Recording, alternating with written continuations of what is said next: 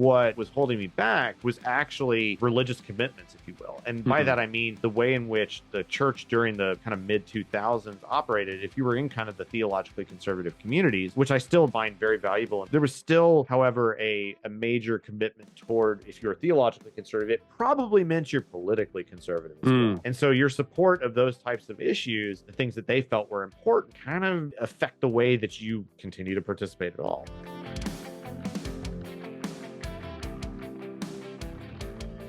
Hello, welcome again to the episode of the Let People Prosper series. My name is Dr. Vance Ginn. I hope you're having a prosperous day. Well, today is October 27, 2023, and I'm delighted to have on another guest who fights for liberty and prosperity and so much more for the human person to flourish. And it's none other than Dr. Norman Horn. Norman, welcome to Let People Prosper show.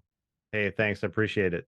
Excellent. Well, it's really a pleasure to have you on. I want to talk some today about the book here, Faith Seeking Freedom, Libertarian Christian Answers to Tough Questions, which is a good book that I've read, and I'll put in the show notes page. There are other great books that you can check out. But before we get into all that, let me read your bio for the audience, and then we'll jump right into it. So Dr. Norman Horn is the founder and president of the Libertarian Christian Institute, also known as LCI. We might say that throughout our discussion today. Norman holds a PhD in chemical engineering from the University of Texas at Austin and an MA in theological studies from Lipscomb University. He has won numerous awards for his writing and research in both engineering and theology.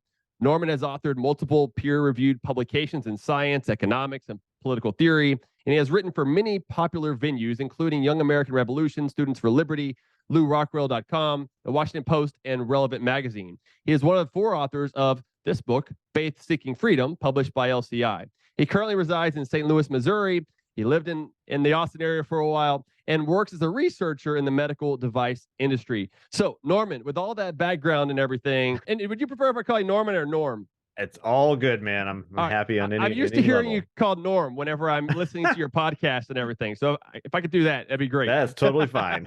All right. Y'all should check out his podcast too. He's on there pretty often, so check that out. What motivates you to do what you do every day? It's a great question. I have a lot of motivations that kind of percolate throughout my life.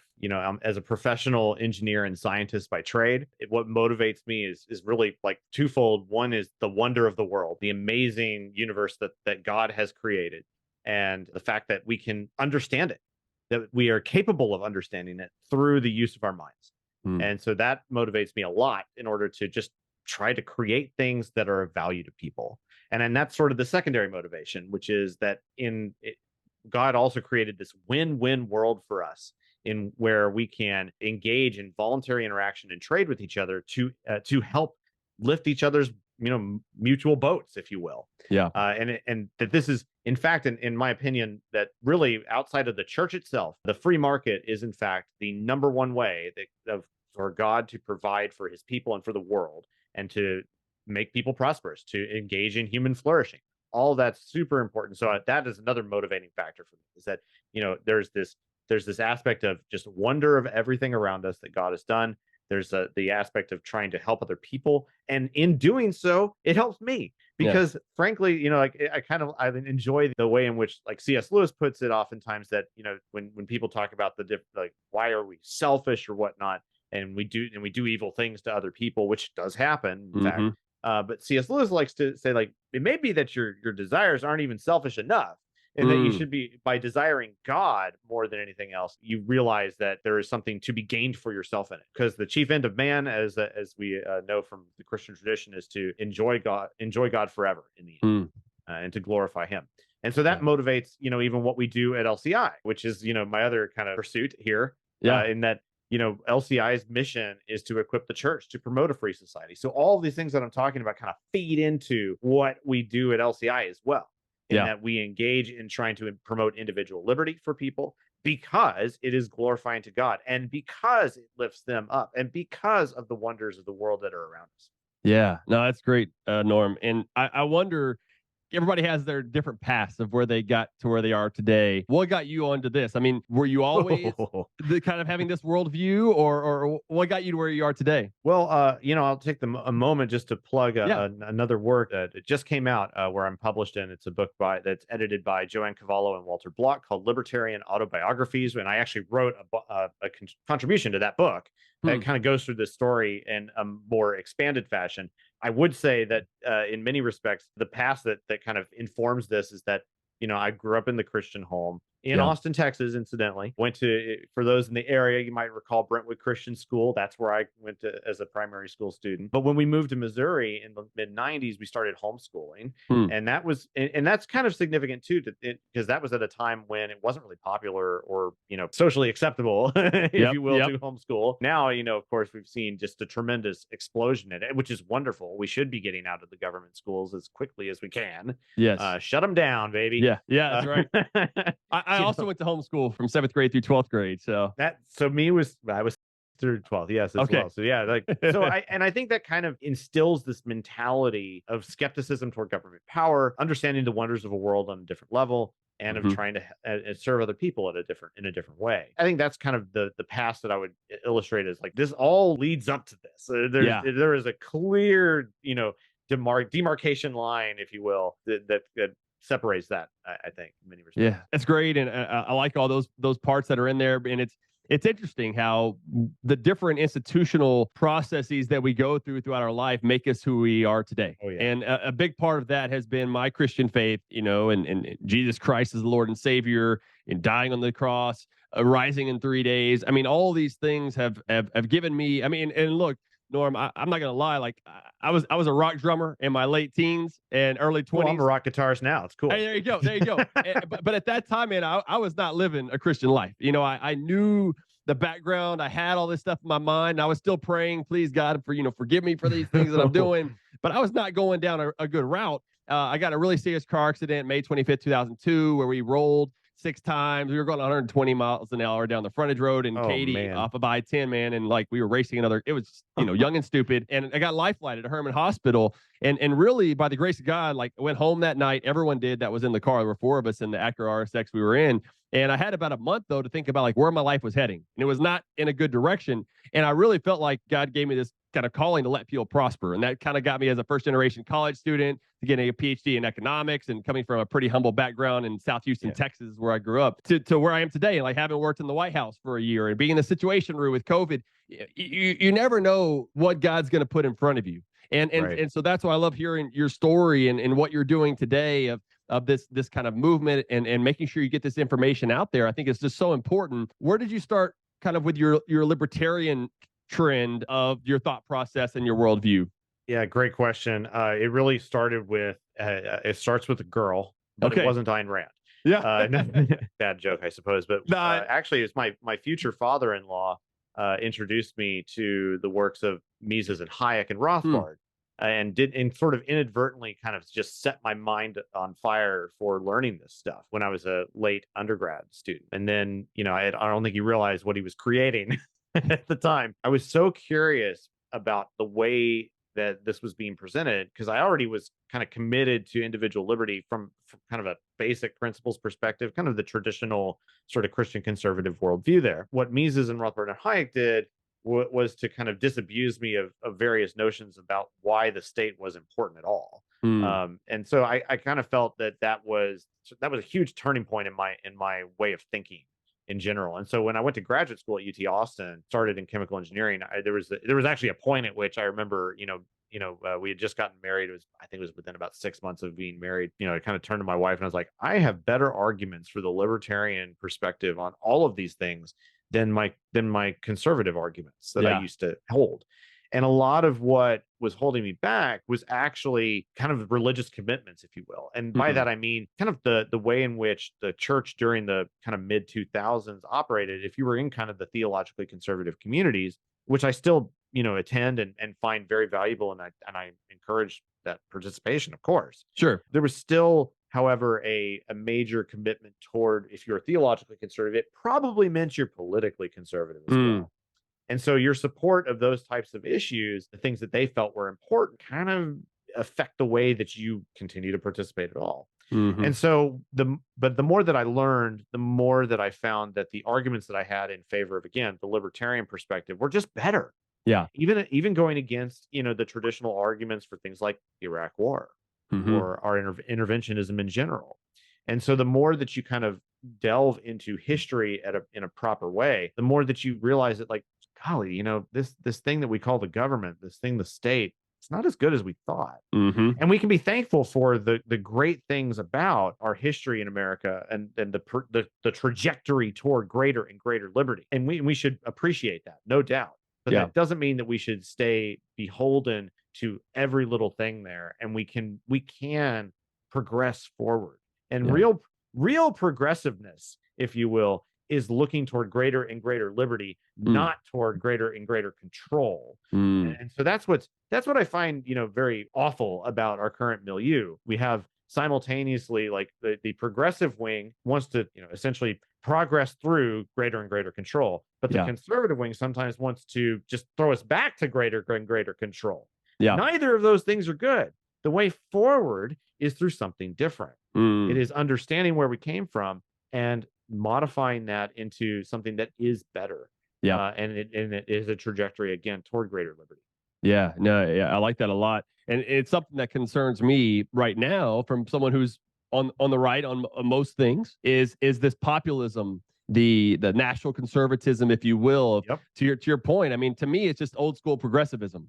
It's going back to the Teddy Roosevelt situation, right, where they really came in with these big ideas of, what, if we just have the right people in power, they'll make the right choices and everything else. And let's assume that's true, Norm, just for a second. Let's assume they do make the right choices.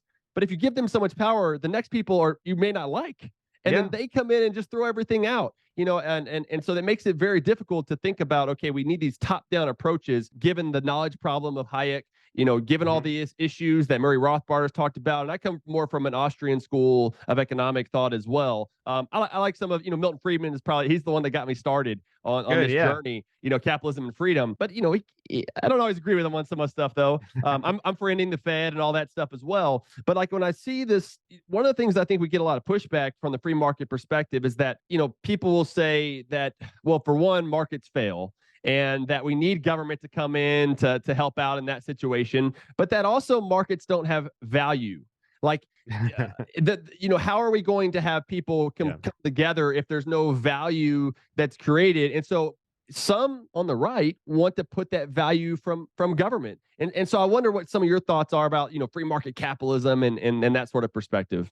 Oh, yeah. Well, definitely I'm a hardcore capitalist. Yeah. I mean, it is just incontrovertibly true. When you look at history, the major trajectory of capitalism has been toward increasing human flourishing. Yeah. There is just no doubt about it. On almost any, and I shouldn't even say almost any, on every single metric that matters at all. Yeah. There is a trajectory toward greater freedom, greater prosperity, and greater human flourishing. And you just go to humanprogress.org and look at this stuff there. And it's just not even close. Yep. And that even people, have noted that, like, even the things that some people don't like about capitalism, or that are holdovers from older ways of thinking, you would still have worse off. For instance, women's rights, or equality in these things. Even those things, like, would be way worse if you just instituted socialism. Like, so you cannot possibly get there using some type of socialistic argument.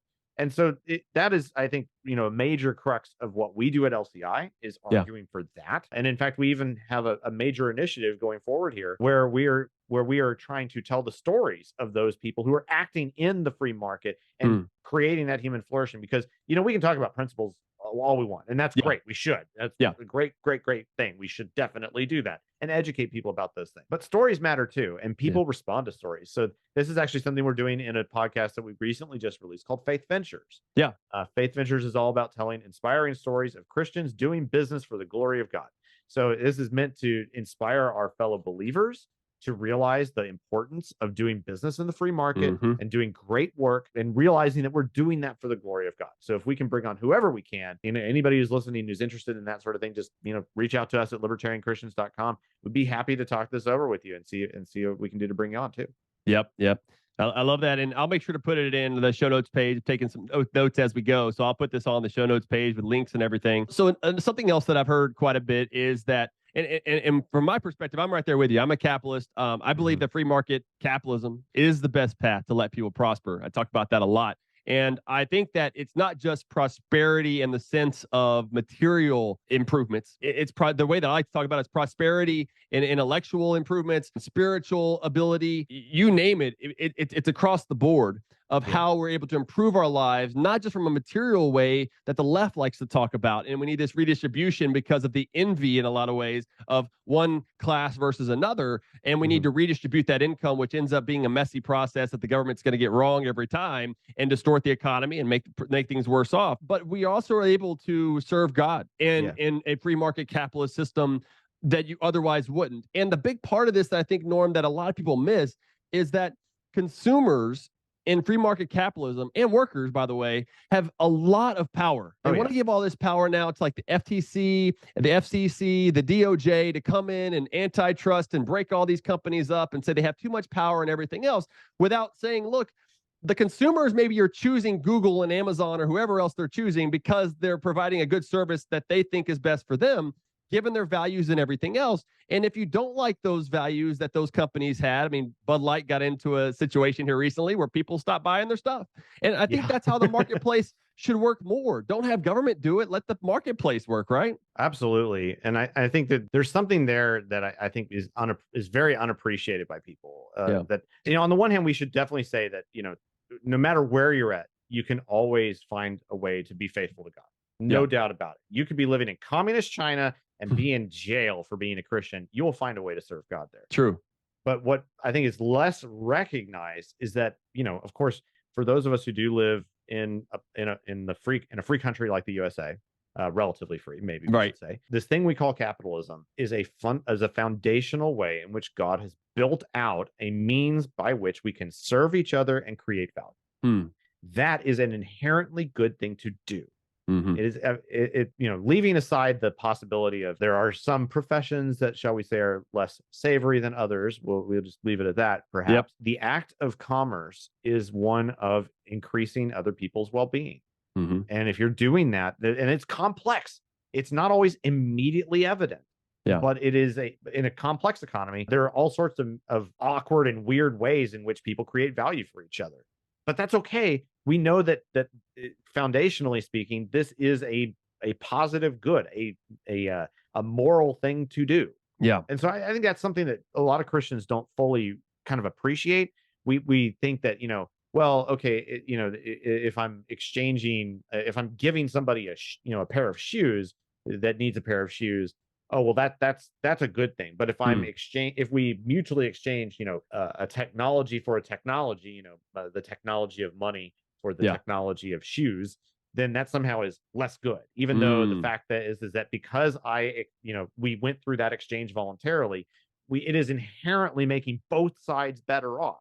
So why is that not, considered good sometimes by people? I think it's a less appreciated way of thinking about what goes on during trade. And then what's even more awkward about this is that this is like very fundamental to even the Jewish way of thinking. Why are let's get ethnic for a second. And why are Jews so good at business, doggone it? Why are they so good at this at times? Well, it's because it's part of their ethos.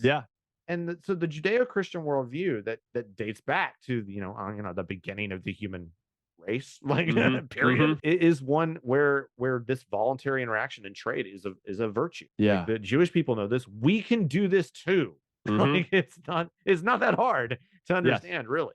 But we also live in a day and age where so many lies are being propagated about things like the social gospel, things like the social welfareism and so on. And that the state is the intervention that is needed in order to curtail things like market failures. And those are really, inventions. Like they don't want to talk about government failures. I mean, when was the last time the Government Accountability Office is one of the least trafficked areas of DC? Because nobody wants that.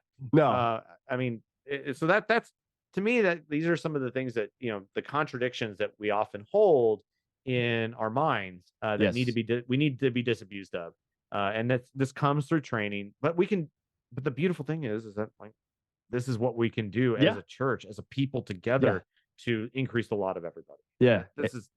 That's what we're doing at LCI. So it's great. It's great. Amen. I appreciate that very much. We are doing. And speaking of social justice and everything else, I just finished Thomas Sowell's book, Social Justice Fallacies, which is a really good book. He does a great job, as usual, a lot of his work. And there's so many issues that are going on across the globe that I think are answered, of course, first by the Bible and what's going on there. I mean, if you think about one of the first kind of commandments to humans was to be fruitful and multiply. Yep.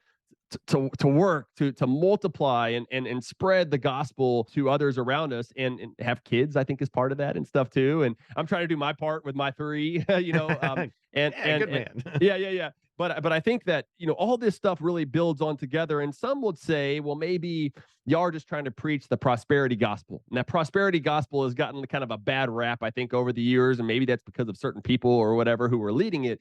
But I think if we think about it more holistically, there is something that's important about this that I think, in my view, I'd love to get your response to this, Norm, is that I don't know why God would create people to not be prosperous. Like, I know that, there's the fallen man and all of this stuff that's going on. But at the end of the day, I believe that God wants us to be prosperous people. Doesn't necessarily mean just material things like we've said. But I think that there is a process if we are following him, following Christ, throughout this process that we will be better off over time, right? I mean, isn't that kind of along the lines of what you're thinking, or what would you say to that? Yeah, I mean, I think there's something to be said for that perspective. I mean, this is something that kind of flows out of even Max Weber's The Protestant Ethic and the Spirit of Capitalism. Yeah. From the turn of the 19th to the 20th century. A German historian and noting that a lot of what happened, emigration of people into America, was this notion that, like, well, if we just work hard, we'll become prosperous as a result. Yeah. And I think there is something to that. What I think is perhaps a little less appreciated at times is that that it is not a sort of inevitable thing per se. Yeah. Now, on the one hand, there's the deductive process that we go through, that if we engage in trade with each other, then we're doing so to our both sides mutual benefit, and those are analytic things that we can assess. But entrepreneurial spirit and whatnot is something a little different. And so the creation of value through entrepreneurship is one that does have inherent risk to it. And so it's not a purely a given that when you strike out and take a risk, that it is going to work. And that's where I think that kind of the sort of prosperity gospel per se gets it wrong, is that it kind of like tries to, dare I say, almost magically infer God into the process of entrepreneurship. Whereas I don't think that's quite it. To pray or to ask God to bless your efforts and to recognize, his general provision into the world is one thing, but to kind of assume or believe that the act of asking will kind of sort of exponentially multiply just because you asked for it is kind of a bit of it's suspect. I think we have to kind of remember that God created this world, like we in my view at least.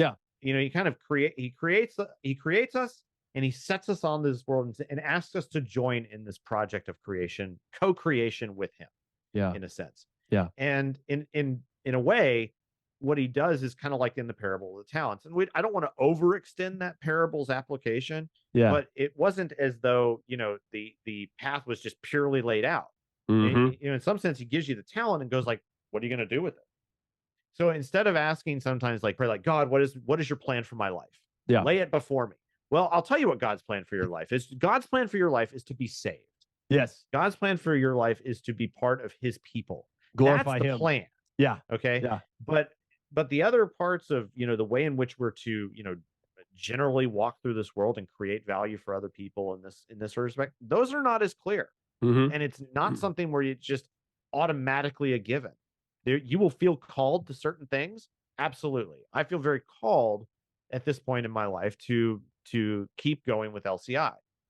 And that's a reality for me, but it's not just an immediate reality that everything I do is just going to be a success. The calling is there. He says, go do it. And well, how am I supposed to do it? Well, make some choices. We make choices in order to do these things. And so that's, I think, the kind of critical misstep often of what could be termed the prosperity gospel. Now, if we want to turn that around and say, look, you got prosperity gospel wrong, you old geezers. You don't pray and just it doesn't make it happen. This isn't like the Christianized version of what is it, The Secret? Remember that thing that was going on about a decade or two ago, right? This isn't the Christianized version of The Secret here. Yeah. This is, prosperity gospel, if anything, means that, God, we could recast it, if you will, as for humans to prosper, it means to be in a relationship with him first and Hmm. foremost. And then it is to live as best we can in harmony with others. And if we do that, there is, it's kind of like Proverbs, right? Yeah. Proverbs are generally true, Yep. but it is not always going to work out exactly if you follow the proverb to the letter. And Yes. that's kind of where I think we can kind of act like here. Yeah. No, yeah, I like the way you put that, and it reminded me of kind of our discussion here on some economic issues. Socialism at the end of the day tries to get this top-down approach just right so that you won't fail, right? Yeah. Like they're trying Yeah. to equalize outcomes and everything else, and the means and everything else. And so it's this top-down approach of trying to be God, basically, to Oh get the yeah. outcomes that they want. Versus in capitalism, you have profit and loss. I mean, Mises talked about that. That's the biggest Mhm. thing, right? This calculation debate that was going on between socialism and capitalism. And I think that is so important to have failure. Because I don't know about you, Norm, but I've failed a lot in my life, continue to do that. Oh no, never, never, Yeah, never, never. never. But you learn from it, right? Like you Yeah. learn. Hopefully, you don't make the same mistakes twice. But hopefully, you're learning throughout the process. And I think that's one of the issues that I have so much with big government. As we're kind of wrapping up here and talking, like getting into some of the policy issues, is Mhm. when I'm thinking about social welfare, the other policies that are out there, big government coming in to save people and have TANF and SNAP and all these other safety net programs that are out there. It's really a way to say, you know what, you're going to have maybe some bad times. We're going to help you out. But we're going to make it even longer than that to where Yeah. maybe you won't have any failures at all, which crowds out, in my view, and also just economics and how there's scarcity that's going on here, the trade-offs is that it crowds out the private sector from being able to help those people, from churches and synagogues and others to be able to help out those, which are then going to learn life lessons that will help them to improve their life to get out of poverty. Well, one of the things I think we have so much with government programs like the minimum wage and others is it's really embedding and perpetuating the problem of poverty on us Yeah. from the top down approach. And so I think from that perspective, that's also pushed me more as a classical liberal, more to the libertarian perspective in a lot of ways. But I wonder kind of what your thoughts are on some of that. Oh yeah. I mean, I would say one of the biggest issues that we have, and like kind of going forward, are like social welfare programs. Yeah. But I think perhaps the greatest of those evils though is one that you didn't mention though, and I'll say that's Social Security. Yes. That's Yep. and because not only is that just a bizarro way of thinking about the way in which we should take care of people in their old age or something to that effect, it also results in a tremendous a tremendous economic deficit as a Yep. result. I mean, we're approaching the precipice, and Yeah. I think people like a lot of folks in our generation. I mean, I imagine I'm probably about your age, and maybe I was in maybe a little 81, older. Okay, 1981. yeah, I'm in So 83. Okay, there so you go. Yeah. like I mean, I think those of us in our generation kind of have known for some time, like we're not getting any of Right. that anyway. Yeah. So what do we need to do in order to to try and close that off? I think would be a tremendous boon to the economy. And I think it's perhaps even less talked about on some level because it's just not acceptable. But I'll Mhm. talk about it because I think it's horrible. Then even some things like then like food stamps. Like Yeah. look, if I okay, are you willing? Let's sort of like make it sort of a devil's advocate argument, or maybe something akin to this.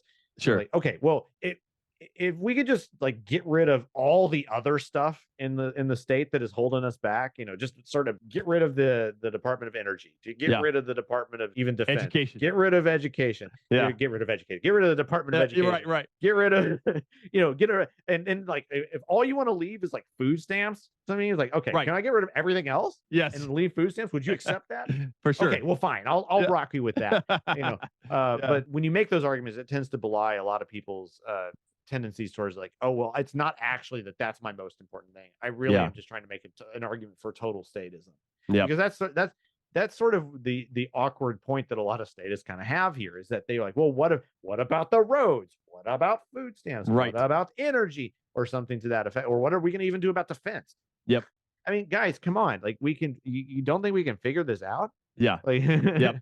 And Yep. so it's It's really awkward to try and make those arguments sometimes from a statist point of view. And so I think it just, in good humor, we can propose these alternatives even and demonstrate that what they're asking for, or what they're arguing for, is incoherent yeah. in the end.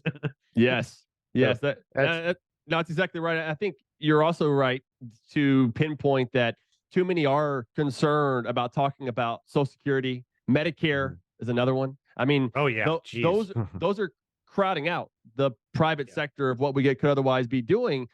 Whenever I look at the budget, Norman, whenever I was at the Office of Management and Budget, I was chief economist there. So we would go Mhm. in and I helped write the President Trump's last budget, where we found $4.6 trillion in savings over a decade. Still would have a lot of problems. And then, of course, COVID happened and that threw it all out the window and everything Yeah, else. no joke. But there was some trying that was going on. But of course, that was off the table, Social Security and Medicare, because he had made that a pledge during his Yeah. campaign of not to touch it. And unfortunately, I don't know if anybody's going to touch it during this presidential election. I mean, if they're even going to ask about it, they don't even ask about these debates anymore. But when you look at the total budget, which is currently about $6 trillion now, it was Mhm. 4.7 trillion when we left, and it went up for a Again. while. Yeah, It came back. Yeah, exactly. It's still too high. But whenever I think about the budget, let's say we wanted to do something with national defense, which I think we're spending too much on national defense Oh, yeah. already. There's a lot of bloat that's in that budget already. But let's say we Yeah. kept that. And let's say that we had a justice system, to have a third-party justice system. And maybe there's some public goods out there, but that would only be about $1 trillion, Mhm. compared to the six. I mean, that's 1/6. The other 5/6 of the budget is going basically to give out handouts and Oh, yeah. redistribute the It's resources insane. throughout the economy. That's not even part of our Constitution for the government Yeah. to be involved in Department of Education and Department of Energy and all this other stuff. It should be left to the states and ultimately to the people, right? Yeah. And it's just it's mind blowing. Of what if we had, Norm, 5 point whatever it is, let's say $5 trillion more dollars in the productive private sector, Yeah. and not being redistributed, how much prosperous we could be, and being able to give charity and help out people in the process. I mean, that would seem to be a much better situation. Yeah. I mean, just imagine if suddenly there Yeah. were, $5 trillion more dollars of actual productive work going on in the economy. I mean, I'm like, I'm willing at this point to just take the federal bureaucratic apparatus and be like, okay, guys, do nothing and I'll Yeah. keep paying you. And maybe we might make progress, Yeah. in a sense. So I my goodness. Yeah. It's baffling. It really is. It really is. Well, it's been a great conversation. I think we could talk all day. I know we could. For sure. So let's I know do it it. again. I know it. Let's do it again sometime. But Yeah. the last question here is, why are you optimistic though about the future, if you are, and what are some ways that we should really be thinking about setting the stage forward for Mhm. more prosperity, for God to allow us to have that opportunity to prosper and everything else that we're going to do? Yeah, so I think I'm simultaneously, I would say, broadly speaking, optimistic. I guess you could say I'm like a short-term skeptic and a long-term optimist. There you go. I think Yeah. right now, more like even over the last month alone, I think there's some reason to be like, my skepticism is going up. Yeah. Yeah. Because, what with the onset of more and more interventionism going on abroad and the advent of, what this could look like. I'm not saying that World War III is on the horizon, but what we are seeing is not positive. Hmm. And that makes me a kind of a short-term skeptic. Yeah. But I think it does provide, at least as it is now, some opportunity to make some objective cases for like why the government is bad. Yeah. So and that has a long-term optimistic trajectory to it. Mm. And so the more that we can demonstrate through things that are completely and utterly evident that interventionism abroad is a bad thing, that George Washington's address that we should be of neutral disposition toward all, to be friendly toward all, as opposed to getting into entangling alliances as we have, is a virtue and like a good vision. Come on. So the more that we can start pointing to that and keep demonstrating that over and over again, maybe we'll get the right path forward. Maybe that's a pie dream, at this point, but as we keep seemingly making the same mistakes over and over again. But it's even to his credit, though, we'll say, like, even that, like, despite the fact that, of course, Biden called himself literally a Zionist in his recent speech, which I think is unwise. He did make the point though that like don't do what we did and get in get involved this entangling intervention, which he was referring to Afghanistan and Iraq. So I think like in a sense I have to kind of give him a point for that. Who knows if that was actually sincere, but at least it was saying something that was positive. Yeah. Long term though, again, we have seen, because of the advent of capitalism, the greatest increase in human well-being that the world has ever known. Yeah. Over the last 150 years, roughly speaking. That is incontrovertibly true. Every piece of evidence bears it out. Every metric shows that. And the people who say otherwise are ignorant and ridiculous, basically. And we do not have to hold any bones about it. I don't believe even that we should like hold back in trying to like, well, maybe we should call it something different. No, capitalism, baby. Right. That is what it is. We are capitalists. Yep. Like where else shall we go? Like I'm not of the mind that we should give up the verbiage. And like I love the fact, for instance, I'm kind of sidebarring here for a moment. That's all right. I love the fact that you're calling yourself a classical liberal. That's a great thing. Yes. And some people would even in today's libertarian milieu are like, well, maybe we shouldn't call ourselves libertarians anymore. Are you kidding me? Where else are we to go? Why do we have to keep recreating labels because somebody else decides they're going to use it poorly? That is not our responsibility. We use words because words mean things. Agreed. So but long term, again, optimistically, I think we can look optimistically to this world. Because people interacting together and creating value for each other in this way is a net positive. And we're figuring this out. And we're seeing that this is even happening all across the world. To where, even up to 50 years ago, the bulk of the world was making less than like $10 a day. I mean, I'm probably getting that stat wrong, but it was low. It's really bad. Right. But that over even the last 50 years, that has decreased so considerably that we're on a trajectory at this point. And I mean, kind of look, Jesus said, the poor you'll always have with you. And I believe it. But when you look at the statistics about abject poverty, we're crushing it. Yes. We're crushing it. Yes. And that's a great thing. It doesn't mean that there will never be any, abject poverty anywhere. I mean, it's obviously it's still in the United States. We get that. We get that. Yeah. But we have an opportunity through the use of voluntary interactions that we can continue to make tremendous progress towards great prosperity for all. Yeah. And the only thing hindering in that respect is really the intervention of the state. Yep. And so, you want to keep lifting everybody's boats, get the government out of the way. That's what we had to say, man. No, I love it. I love it. And I hope that the audience learned a lot today. And if they would, they should go out and buy this book, Faith Seeking Freedom. I'm also going to put the other book you mentioned. What was it? The autobiography? Oh, Libertarian Autobiographies. Yes. It is a very expensive book. Okay. Well, I'll put that in the show notes page anyway, just in case. If you have a connection to a university library, you can get a print on demand version for like $40, but the hardcover is like $200. Oh goodness. It's a huge book. Yeah. Okay. And but it's really good. I'll tell you what, I mean, it's just learning all sorts of cool things about people I'd never known before. But we have other books like, at LCI that we actually produce ebooks every month for people. If you come up and join up our Insiders program, we send you a free ebook every month. Nice. We have Faith Seeking Freedom, which is a great kind of short answers to tough questions book. Yep. It's a great way of kind of getting ideas inculcated in your brain so you can kind of pithily get it out. Yeah. So that's one thing that's really important. We just published another book called Strangers with Candy from our friend Art Carden, who's a professional economist as well. Terrific dude. And it released over at Freedom Fest this year. And we've got other things on the way too, and some of which I can't even talk about. So okay, all right, that's exciting. And one of the things I was going to say is, short term, I share your concern and frustration and the fiscal crisis that we're in. I think that's our number one issue.